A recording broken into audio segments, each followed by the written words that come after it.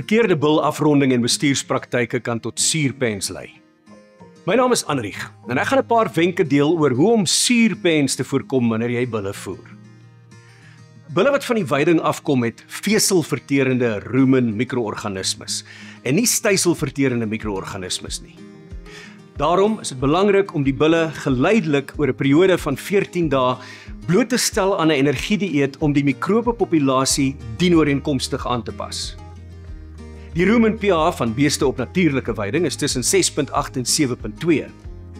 Indien jy te vinnig oorskakel na 'n hoë energiedieet, kan die rumen pH te drasties daal, wat langtermyn nadelige effekte op die rumenwand kan hê.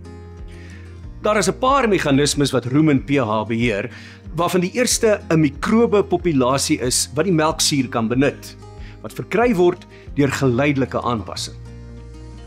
Voldoende herkou-aksie, gestimuleer deur voldoende riefvoer in die rantsoen, verseker genoegsame speekselafskeiding wat as buffer dien en speel net so 'n groot rol. Voldoende riefvoer moet altyd beskikbaar wees.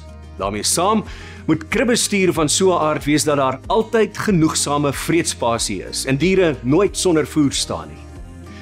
Bestuur bulvoeding op 'n wyse wat rumen pH konstant hou sonder fluktuasies, wat goeie diereprestasie sal verseker, asook lewenskragtige bulle met goeie reproduksie-eienskappe sal oplewer.